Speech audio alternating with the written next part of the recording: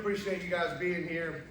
I got my notes that I've been grinding on all weekend. I do want to mention something here. We're going to be talking about this a little bit later, but this is a wonderful book that Munchers Corporation put out a long time ago. I know nobody's not going to have any problem hearing me, right? Everybody can hear me?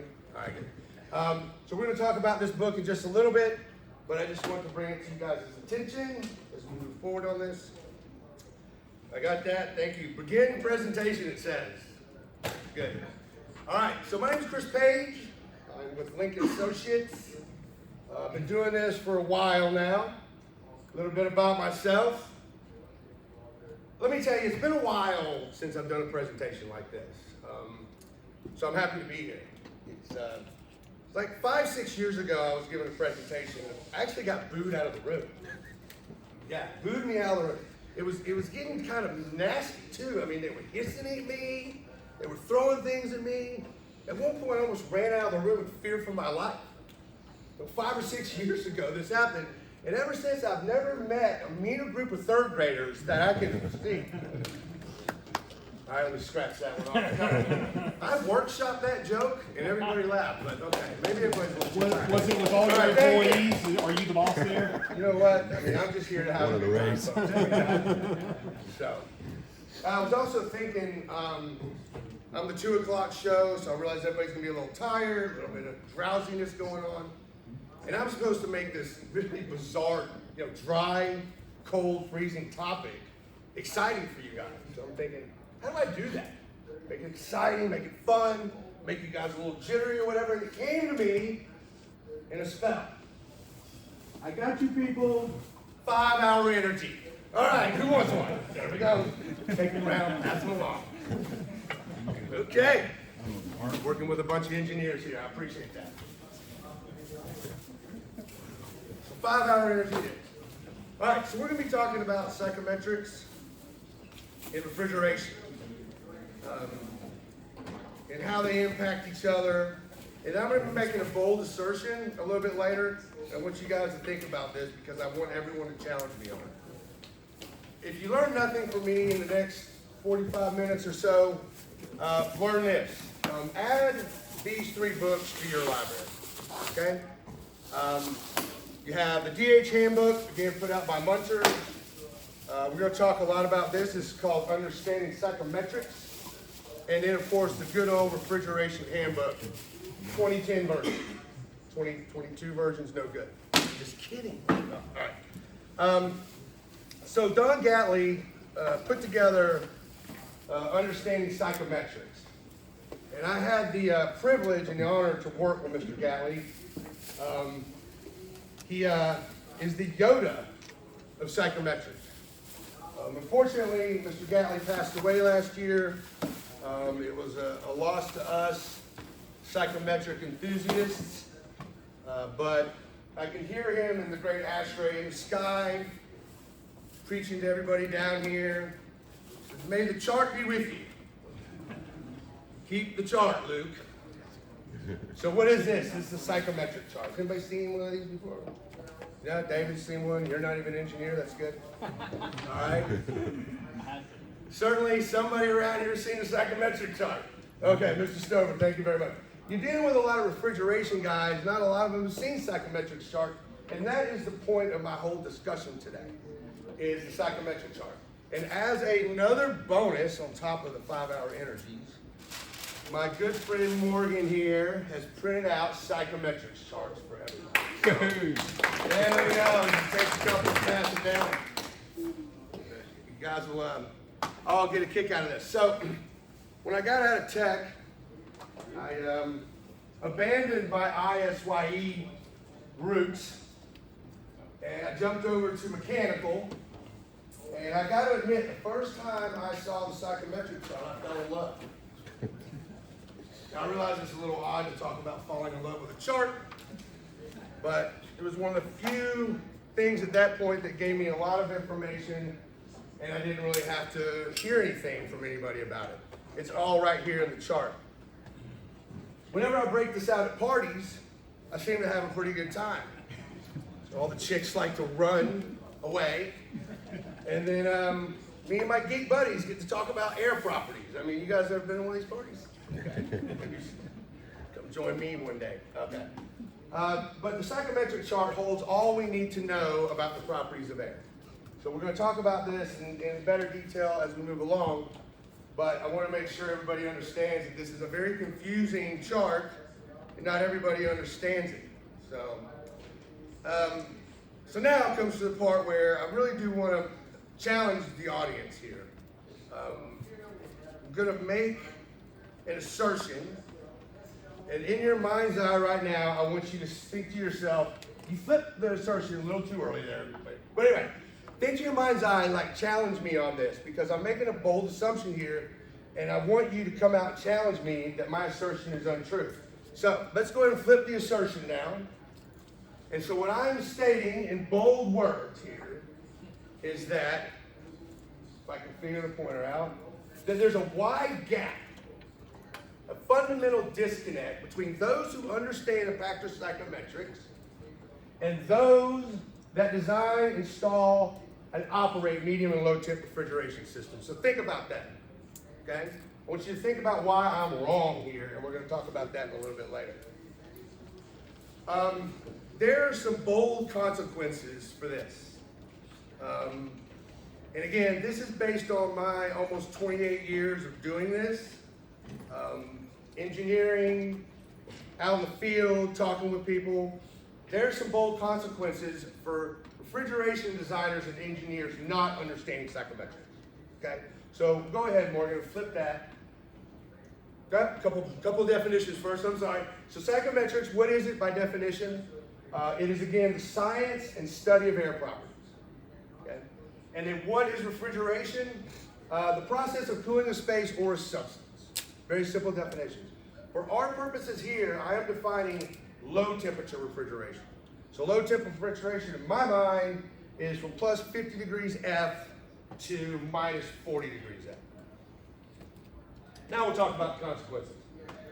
Okay, so for those designers, refrigeration engineers that do not understand what psychrometrics is, here's your list of what's going to happen to you in a very negative way. You're going to have an inefficient design and inefficient operation.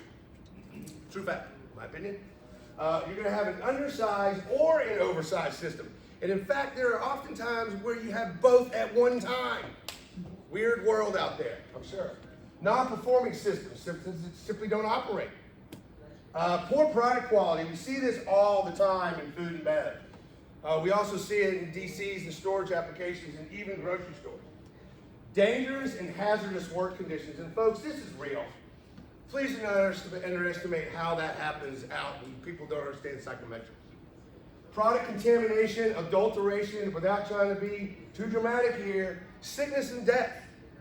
I mean, we've all heard about some weird microorganisms that grow and kill people when humidity's too high and too low of a temperature kind of thing going on. So be aware of that. And then short equipment service life.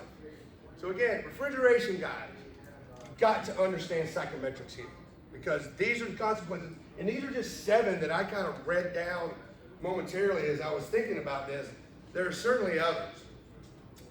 And again, these are ideas that I've experienced over time. To further back up my assertion that there's little crossover between psychrometrics and refrigeration, I simply point to these 3 books. I mean, this is, for all intent and purpose, the Bible of psychrometrics.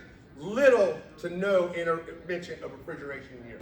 In fact, the only refrigeration that's mentioned in here is in the index, and it just gives a definition of it. ASHRAE, the Bible of refrigeration, talks a little bit about it, but doesn't really talk about it directly.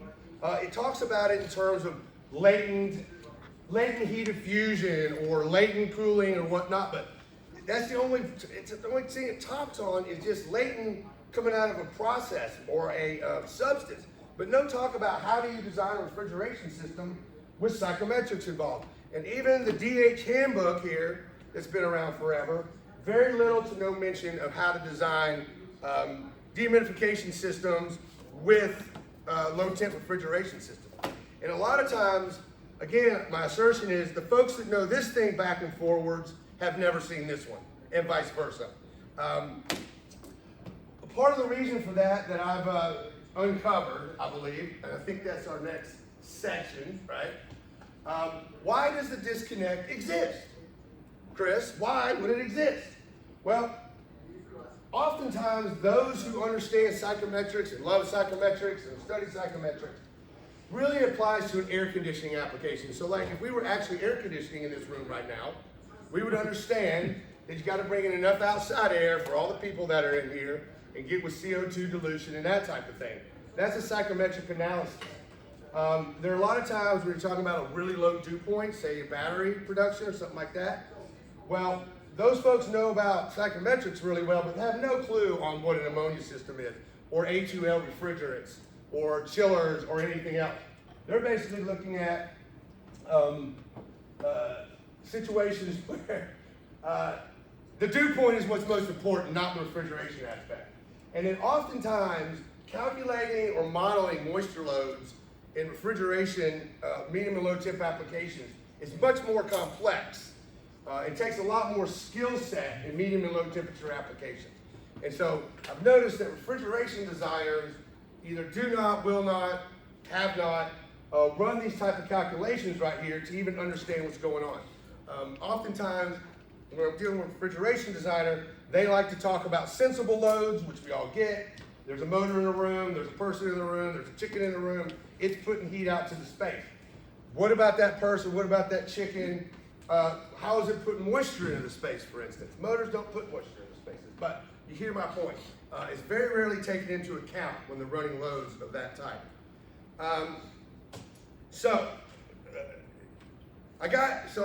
We're going to talk about y'all challenging me here, okay? I'm going to have this open for discussion. I've been up here running my mouth for a while.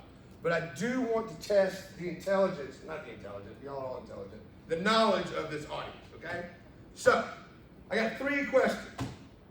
And of those 3 questions, the winners are going to get a brand new free copy of the DH handbook of $100,000 value in my mind, and a sleeve of golf balls, which I have in my car, or maybe I brought them in. And they're Pro Vs too. So, all right, question number 1. Given a cubic box of dry air, and read can't answer, and given, Sean, you can't answer, and given a box of wet air, you got these 2 boxes in, which box weighs more and why? So just think about that for a second, okay? Which one weighs more and why? Question number 2, on a 95-degree day in hot Atlanta, what is the highest possible relative humidity? Okay? Again, I want you to think about that. No Googling on your computer, sir. All right? Water exists in 3 phases. Okay? It exists as a solid, it exists as a liquid, and it exists as a vapor. Can water go from a solid to a vapor without passing through the liquid state? No answer. And then what is that called? So, question number 1. Anybody want to try that? Are the boxes the same size? It's a 1 cubic foot box, sir. Both sizes are the same. 1 by 1 by 1. So, which one weighs more and why? Are they the same temperature? Yes, they're the same temperature. All things being equal, they're the same elevation. They're at the same elevation. I used to give $100 out for the person that answered this correctly. The wet box? No, it's the dry box. And see, that's the thing. Once somebody shouts out an answer, then I gotta say yes or no, and that gives away the answer. So I'm not. So, Sven, I thank you for reaching out there on them. Again, does anybody know? And probably more importantly, why? The density of dry air is greater than the density of moisture. I will. So what are you saying? What's your answer? Oh, well, the dry box is heavier. Yes, he's right. The dry box weighs more than wet air. Okay? And if you think about it, that is the reasons why clouds float. All right? The reason of that is when you displace oxygen or water and you replace it with nitrogen, and the molecular weight of nitrogen is greater. So you got to think about that. Going back to your stoichiometric processes, that is right. So dry air weighs more than wet air. Most people, I think, intuitively think wet air is going to weigh more. All right, on a 95-degree day, what's the highest relative humidity here in Atlanta? 100%. 55.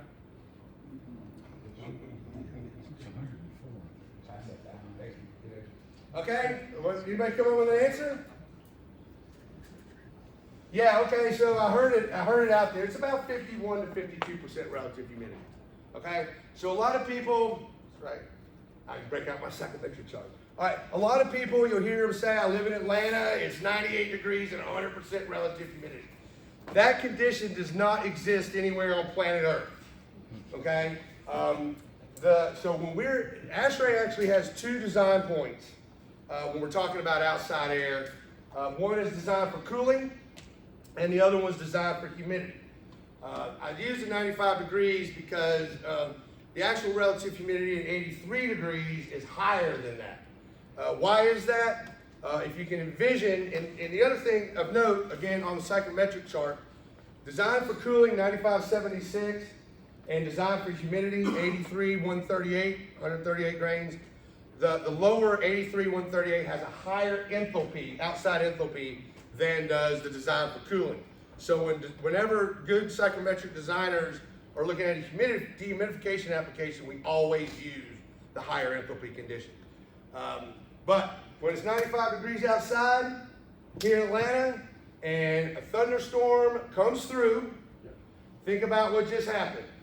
The thunderstorm came through, it evaporatively cooled the air, so the dry bulk drops, and then latent or moisture vapor was added to the air, so the number of grains per pound goes up. Yes, sir. I was just thinking exactly that. Yeah. When it rains, it's 100% relative humidity, and if it's not. Doesn't reach 100%. It doesn't reach saturation. So the design for humidity in Atlanta is 83.5, 138. I can put it on my psych chart. You got your computer there with, or you want to do it that way? But yeah, it's as far as the actual condition, it doesn't reach saturation. Yeah. Relative humidity is a relative term. So anyway, can water go from a solid to a vapor? I think everybody said yes, that's true. It absolutely is true. Does anybody know what that's called? Sublimation. Very good. The boy gets a DH handbook. We see this phenomenon in dry ice, right? If you look at dry ice, then I'm passing that back. You go to the Publix, pull out some dry ice. You can see it's in a solid form, and then immediately starts to vaporize into a vapor form. And again, we call that sublimation. So, all right. So, given all this, and given my assertion, what are the comments from everybody on this? Yes. Just circling back, 83 dry bulb, 140 grains, just round numbers, is about 81.5% relative. 81.5% relative. And that is right out of the ASHRAE handbook, which is what we tend to use when we're designing systems like that. So anybody want to challenge my assertion here? I mean, everybody's just taking my word for it. No other comments? All right. So, yeah, I guess I figured somebody would say I'm full FOS. Come on, John Wall back there. Come on, you got to be saying. Oh, we've been through this, Chris. Yeah, get me going on psychrometrics, and there's no stopping me at that point.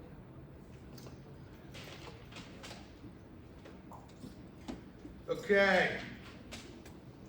Go through some of my notes here.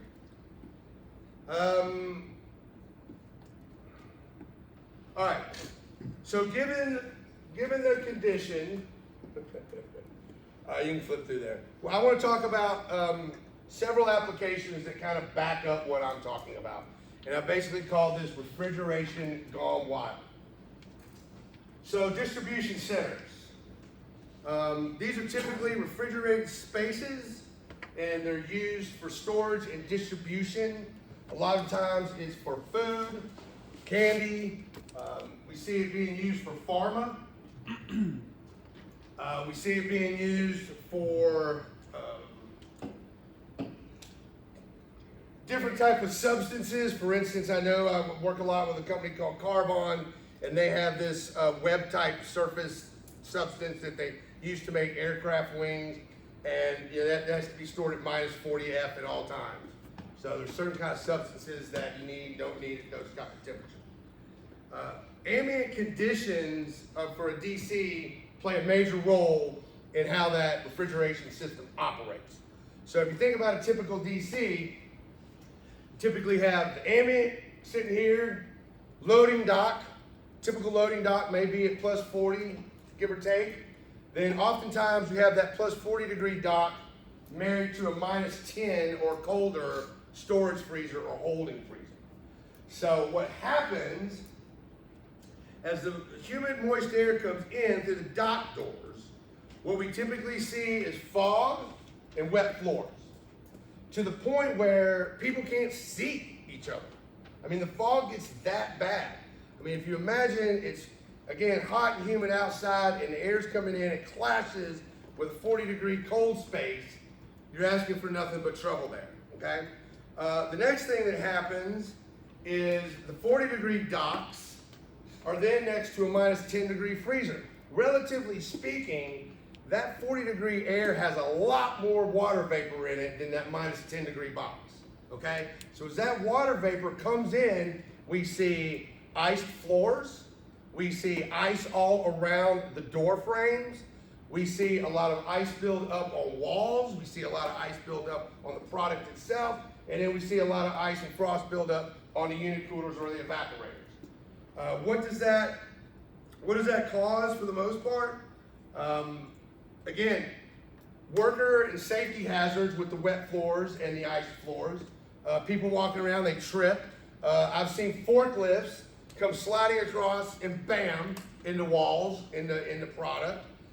Certainly I've seen doors not closed, broken doors. The refrigeration is going into defrost after defrost after defrost, trying to keep up. I believe Shane may have mentioned it, or one of y'all did, that really kills the compressors. Like he was saying, the biggest duty on the compressor is having to start back up every time. So you imagine you got a system where it's defrosting, going to electric defrost 6-7 times a day, or even more, that compressor's coming on and off. Next thing you know, you got a contactor welded together and a bad compressor, okay? So it definitely extends shortens the service life, and then also increases maintenance, okay? And so designing refrigeration systems a lot of times will account for a number of defrosts over a course of a day or whatnot. So now if it's doing twice that much, 4 times that much, then your capacity becomes less and you might not even keep up. Okay, this is all because y'all didn't talk about psychrometrics first. All right, let's move on to the next space, food processing.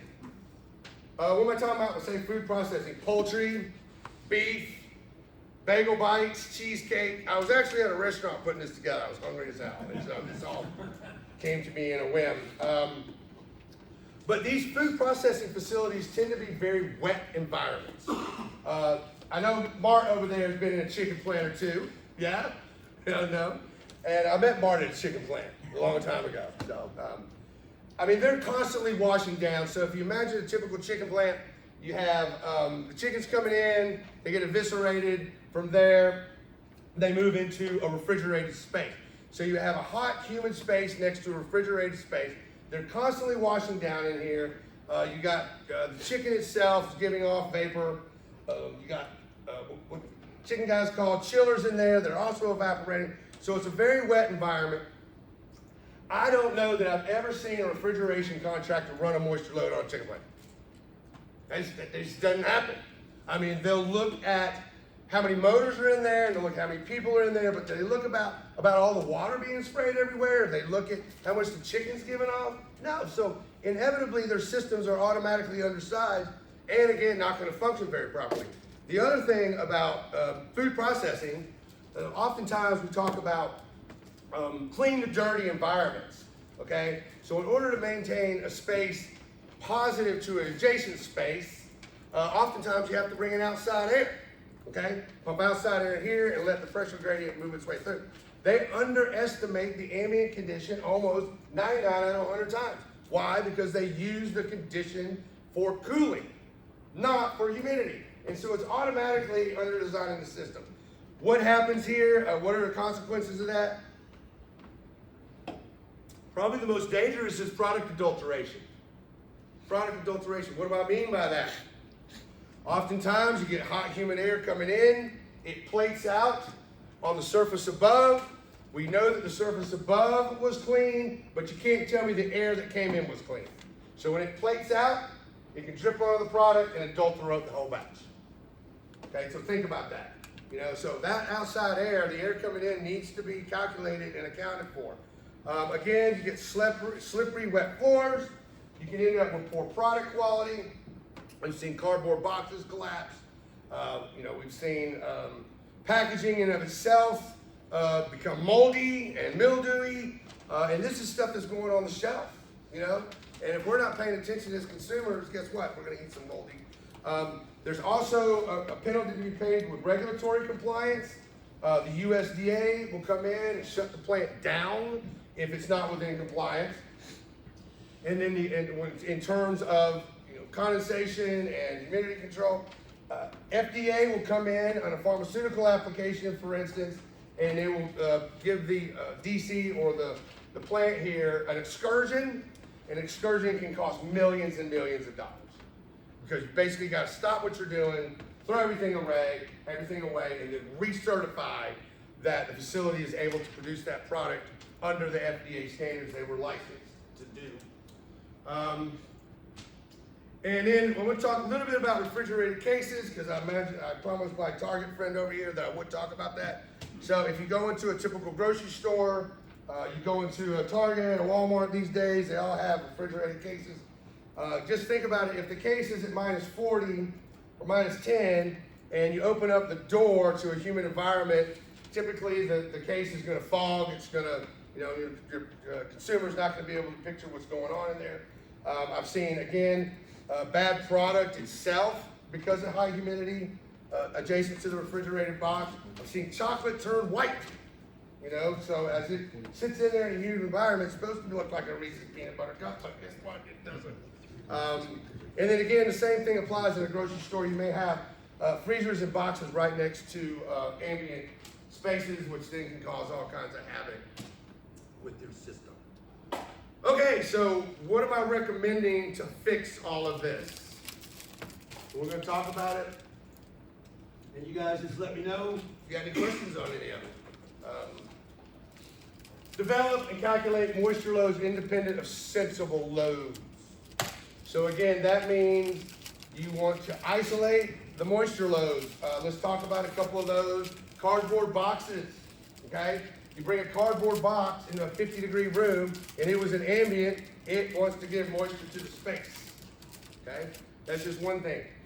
Wet evaporative surfaces, that could be a tank in a room. That could be the floor itself, okay? You gotta take that into account. Of course, people, product, if there's any type of open flame in a space, that can give a moisture load off. So, of course, traditionally the most dominant is infiltration, and so we got to pay attention to that if you're not controlling outside air coming in. So run a load here when you're talking about a refrigerated space, absent or independent. And I guess that's probably the most important suggestion I can give anybody in here. That will help properly size refrigeration system to deal with this, okay? Because say typical refrigeration system, I don't know, -10-degree box, or let's say a 40-degree room. Typical refrigeration design says deliver the air at 30 degrees, okay? 10-degree delta between the room temp and the refrigerant, the air temp. Well, guess what? That 30-degree air may not have enough capacity, and often does not, dehumidification capacity to deal with the load internally, okay? So you either gotta do one or two things. You gotta drop that air temperature down so that it does meet the load, or figure out another way to deal with the load, okay? If you drop down below 30, what happens? Boom, freeze, you freeze your coil, okay? If you start freezing your coil, then you have a whole bunch of different issues. So my suggestion is try to figure out a different way to deal with the moisture load. All right, second one. When, we talked about this earlier. When outside air is a factor, use the correct ambient condition. Okay? So go to wherever you are, whether it's in Washington State, which is a much different ambient condition than Florida. Okay? But don't just be blind and use the same ambient condition. Evaluate all your equipment options and combinations. So there's 3 ways to get rid of moisture out of air. Does anybody know the 3? Sean, you better know the 3. Mechanically, desiccant, and The 3rd one always throws everybody for a loop. ventilation. Anybody know what the 3rd one is? Compress it. Compress it. Yeah, so air compressors, desiccant, and mechanical cooling are the 3 ways to get rid of moisture. So oftentimes, maybe a combination of a desiccant system with a mechanical cooling system may be your best route. Certainly not going to use compressed air to do it. That would cost you way too much. All right, use control strategies and logic specific to the application. Typically, when you're talking about moisture and properties of air, refrigeration, one size does not fit all. You really need to pay attention to how you're controlling it, where you're controlling it to, and what control mechanisms you're using. Make sure if you're putting a team together that you have a team where they're well versed in all aspects of the project. So we're talking about someone that understands psychrometrics, we're talking about someone that understands refrigeration, and in these days you want to find somebody that understands sustainability, green design, those type of things. There's a lot of customers out there, the Mars Wrigleys of the world, the Nestle's of the world, that their MO these days is to find solutions that are sustainable and green. So make sure you guys an expert on that team as well. Okay, incorporate building and space design that addresses psychrometrics and refrigeration. What do I mean by this? Okay, if you've got a 40-degree dock adjacent to a minus 10-degree freezer, put a vestibule in. Okay, put a vestibule in and allow that air dry the vestibule so you're not migrating wet air into a minus 10-degree space. I mean, that's just one example of just maybe paying attention to how the actual building is designed. Again, don't put a minus 10-degree freezer next to ambient. I mean, you're just begging for problems, okay?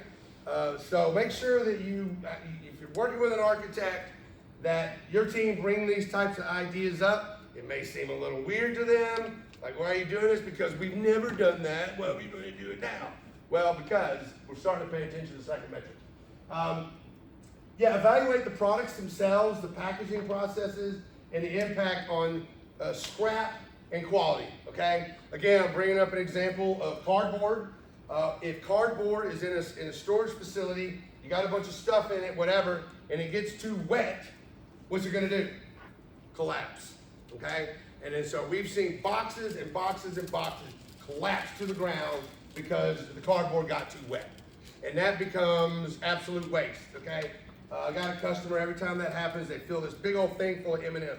So I'm over there all the time. It's Atlanta bonded, right? I love M&Ms. All right. But also pay attention to chocolate storage. If you're storing chocolate in a 40-degree box and it's too humid in there, that's when we see white chocolate. And that's not the good white chocolate. That's the bad white chocolate. Okay. Evaluate employee retention, workplace safety, and IAQ. Okay, so listen, if you're in a refrigerated space, I don't know how many people have worked in refrigerated spaces. 40 degrees, 50 degrees isn't so bad. Minus 10 is horrible. Okay, but at the same time, pay attention to what's going on in that minus 10-degree box. Typically, they're in for 30, out for 30. But again, if it's a wet environment, it impacts them differently from a breathing and respiratory standpoint than it does in a dry environment. Okay? And again, consider all the government regulations, best practices. We talk about those all the time in food and bev. We're always wearing smocks, hair nets, beard nets, all that kind of stuff. They're adamant about that, but are they paying attention to what the humidity level is in there? No, okay? And that can have impacts on you too. There's ISO standards, and there's also internal and external audits. We see this a lot as well. Working on a job right now where you got a 40-degree space, 50-degree space, and they're dumping a bunch of steam in there, okay? from a cooking process, and guess what? They can't see each other 3 feet apart. And that's their internal people, both safety and quality, are coming into the plan saying, you guys got to get this fixed. You know, so that's internal pressure. Obviously, if OSHA gets called because somebody gets hurt, then there's an external pressure. There's an external audit. And those are real. We certainly see them. USDA comes in all the time, right, Mark? And says, guess what? If you guys don't get this straightened up, we're going to issue you what they call an NOIE, or a notice of intent to evacuate, and they're going to haul ass out of your plant. Guess what happens then? No more chickens. Okay. So pay attention to that. And if the most important thing is just call me, because I know what's going on. And I'll at least get you some friendly advice and try to lead you down the right path. I've done this for about 30 years now. And that's it for me, folks. I thought I'd keep it short and sweet since I was the last one of the day. Any other questions, comments, concerns? Thank you very much.